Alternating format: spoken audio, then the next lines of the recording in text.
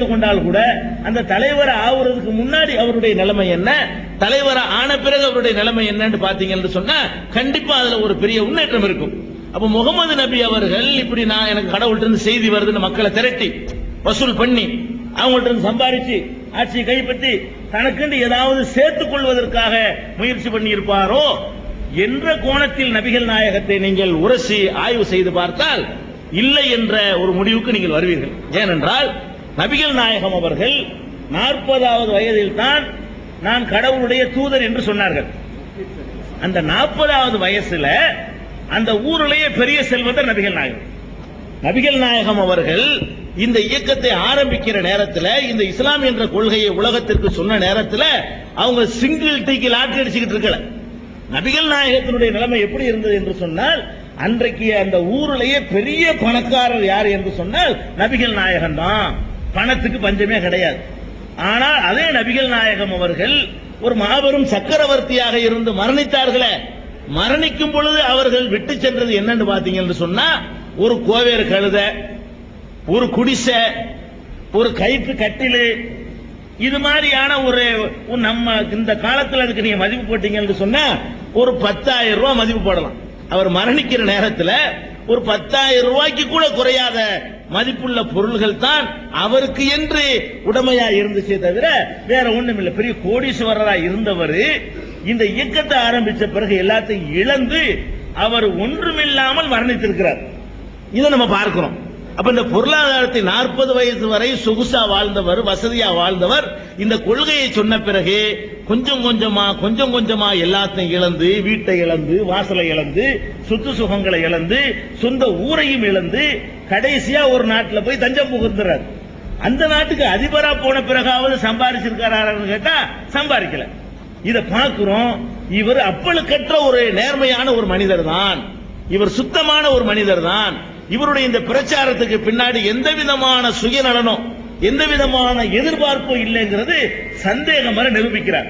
அது மாத்திரம் இல்ல, நபிகள் நாயகம் அவர்கள் மதீனாவுக்கு சென்று ஒரு மாபெரும் சாம்ராஜ்யத்தை நிறுவி அதனுடைய அதிபராக ஆன பிறகு அவர்களுடைய வாழ்க்கை எப்படி இருந்தது என்று சொன்னால், நபிகள் நாயகத்தினுடைய மனைவி ஆயிஷா அவர்கள் சொல்கிறார்கள், எங்களுடைய வீடுகளிலே தொடர்ந்து 2 நாட்கள் அடுப்பு மூட்டப்பட்டதில்லை.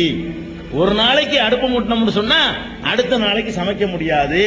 நாங்கள் 3 நாட்கள் வயிறார தொடர்ந்து சாப்பிட்டது இல்லை. ஒரு நாள் வயிறார சாப்பிட்டோம்னா 2 நாளைக்கு சாப்பாடு கிடைக்காது. இதுதான் நபிகள் நாயகத்தினுடைய குடும்பத்தாராகிய எங்களுடைய நிலைமை என்று அவங்களுடைய மனைவி ஆயிஷா அவர்கள் இந்த உலக மக்களுக்கு சொல்கிறார்கள். நபிகள் நாயகம் அவர்கள் என்ன சாப்பாடு சாப்பிடுவார்கள் கேட்டா, கோதுமை இருக்கு. நபிகள் நாயகம் சல்லடையை தங்கள் வாழ்க்கையில் பயன்படுத்தியதில்லை. சல்லடை தெரியுமில்ல, மாவை சலிப்பதற்காக யூஸ் பண்ணக்கூடிய அந்த சல்லடை இருக்கு பாருங்க, அதை நபிகள் நாயகம் யூஸ் பண்ணது இல்ல அப்படின்னு ஒரு நபிகள் நாயகத்தினுடைய தோழர் சொல்லும் பொழுது அடுத்த தலைமுறையில் உள்ளவர் கேட்கிறாரு, சல்லடை யூஸ் பண்ணாம எப்படி நீங்க சாப்பிட முடியும்? அவர் சொல்றாரு, கோதுமை எடுத்து திருகையில போடுவோம், எங்க கைனால நாங்க அரைக்குவோம், அரைச்சோம்னா அரை குறை அது உடைஞ்சு வரும், அதை எடுத்து நாங்கள் வாயால் ஊதுவோம், உமிகள் பறந்து விடும், எஞ்சியதை தண்ணீர்ல குழைச்சி அதை சாப்பிட்டுக்கிறோம், ரொட்டியா இல்ல கோதுமை. இதான் நபிகள் நாயகத்தினுடைய உணவு. இப்படி சில நாட்களில சிறிதளவு பேரிச்சம்பழங்களும் தண்ணீர் மட்டுமே நபிகள் நாயகத்தினுடைய உணவா இருந்துச்சு. அப்ப எந்த சாப்பாட்டுக்கு தானுங்க ஒருஜான் வயிறு இல்லாட்டி உலகத்துல ஏது கலாட்டான்னு சொல்றான். எல்லாம் இந்த ஒருஜான் வயிற்றுக்காகத்தான் நம்ம என்ன பண்றோம், சம்பாதிக்க ஆசைப்படுறோம், பணக்காரனாக ஆசைப்படுறோம். அப்ப இந்த வயிற்றுக்காக அவர் என்ன சாப்பிட்டார், என்ன உணவு உட்கொண்டார் நீங்க பாத்தீங்கன்னு சொன்னா ஒண்ணுமே இல்லை. அதே நேரத்தில் அவருடைய ஆட்சி முறையில இந்த சோமாலியா, எத்தியோப்பியாவுல வறுமை தாண்டவம் ஆடுகிறத அந்த மாதிரி இருந்திருக்குமோ என்றால் அப்படி இருக்கவில்லை. அவர்கள் ஒரு சக்கரவர்த்தியாக ஆன பிறகு அந்த நாட்டில் செல்வம் அவ்வளவு குவிந்து கிடந்தது. பள்ளிவாசல் தான் அரசாங்க தலைமை செயலகம். அந்த பள்ளிவாசல்ல மூட்டை மூட்டையாக பேரிச்சம்பழங்கள் அம்பாரமாக குவிக்கப்பட்டிருக்கும், ஒரு பக்கம் ஒட்டகங்களாக கட்டப்பட்டிருக்கும்.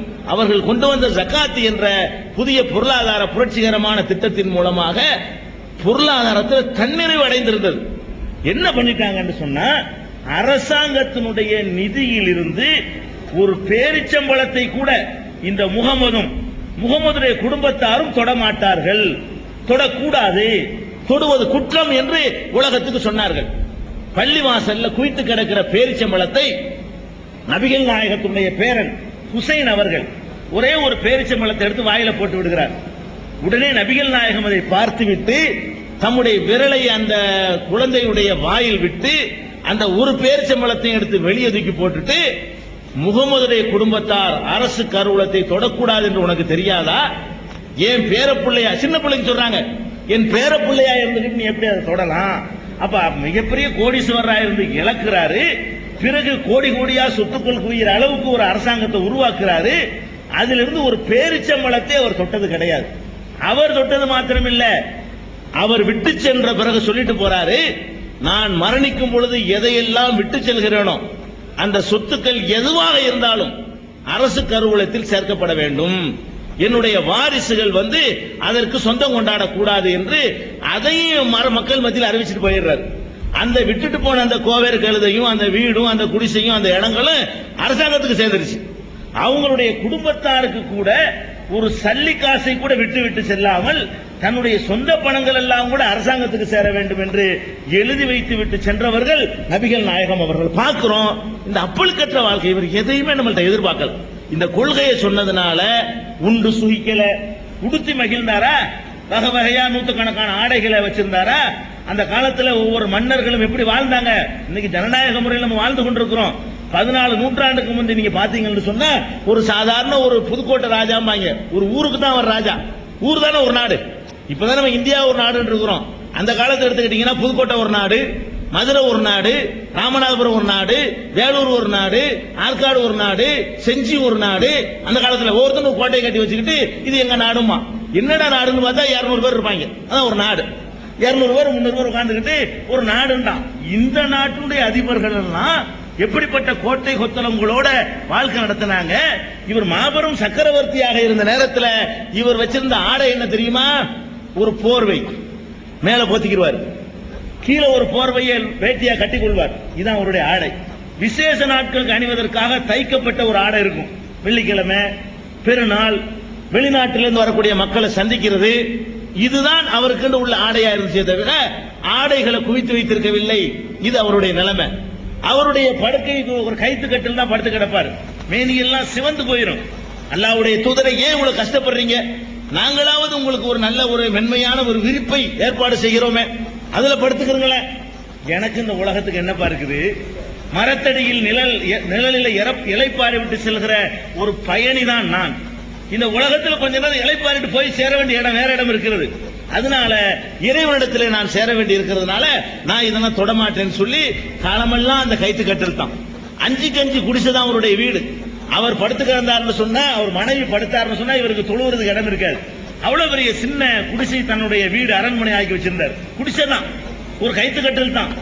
தலைமானி கூட தலையணை இருக்கு, படுத்துக்கிற தலையணை, அதுல கூட சருகுகளையும் கூலங்களையும் உள்ள திணிச்சு அதுதான் அவருடைய தலையணையாக இருந்தது.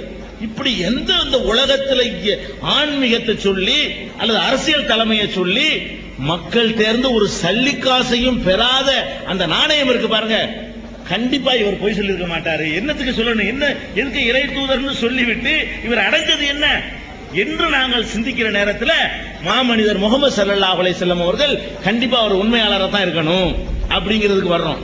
சரி, காசு பணத்தை விட்டுருங்க, அவருடைய அந்தஸ்து புகழ், 4 பேர் இப்படி கை கட்டி நிக்கணும், நம்ம காலில் விழுந்து கும்பிடணும், இதுக்காக வேண்டி சில பேர் ஆசைப்படுவாங்க. ஒரு இயக்கத்தை ஆரம்பிக்கிறவன், ஒரு சங்கத்தை ஆரம்பிக்கிறவன் காசு பணத்துக்கு ஆசைப்படாவிட்டால் கூட மக்கள் எல்லாம் தனக்கு அடிமையாக சேவகம் செய்ய வேண்டும், அந்த வாய்ப்பு இந்த தலைமையில் தான் கிடைக்கும் என்று ஆசைப்படுவார்கள். அப்படி நடந்துக்கிறார் இவரு. இவ்வளவு பெரிய சக்கரவர்த்தி ஆகிற நேரத்தில் மக்கள்கிட்ட சொல்றார், மக்களே நீங்கள் எல்லாம் அமர்ந்திருக்கிற சபைக்கு நான் வருவேன், எனக்காக யாரும் எந்திரிச்சு நிக்க கூடாது. அவர் சொல்றார், நீங்கள் அமர்ந்திருக்கிற சபைக்கு நான் வந்தால் எனக்காக யாரும் எழுந்து நிற்க கூடாது, எனக்காக குனிந்து யாரும் மரியாதை செய்யக்கூடாது, என் காலில் விழுந்து யாரும் சாஷ்டாங்கம் செய்யக்கூடாது. நானும் உங்களை போன்ற ஒரு மனிதன், கடவுளிடமிருந்து ஒரு செய்தி வருகிறது என்பதை தவிர நான் மனுஷன் தான். நீங்கள் எப்படி இறைவன் முன்னால் நிறுத்தி விசாரிக்கப்பட உள்ளீர்களோ அதே போல் நானும் இறைவனால் விசாரிக்கப்படக்கூடிய ஒருத்தன். அதனால என்னை அளவுக்கு மீறி புகழாதீர்கள். எனக்கு முந்தி வாழ்ந்த இயேசுநாதரை, ஈசா நபி என்று நாங்கள் சொல்லக்கூடிய இயேசுநாதரை, அவருடைய சமுதாயத்தவர்கள் எப்படி வரம்பு மீறி புகழ்ந்தார்களோ அப்படி என்னை புகழ்ந்து விடா, இப்படி சொன்னாங்க. இயேசுநாதரை கடவுள் என்றும் கடவுளின் குமாரன் என்றும் என்னுடைய சகோதர சமுதாயத்தவர்கள் புகழ்ந்தார்களே, அப்படி நீங்கள் என்னை புகழ்ந்து விடக் கூடாது. உங்களை போன்ற ஒரு மனிதனாக மட்டும்தான் என்னை நீங்கள் கவனிக்க வேண்டும். வீதியில் நடந்து சென்றால் முன்ன 2 பேர் பின்ன 2 பேர் அவருக்கு பாதுகாப்புக்கு வரக்கூடாது. அவர் பாட்டு சாதாரணமா போவார். சபையில உட்கார்ந்து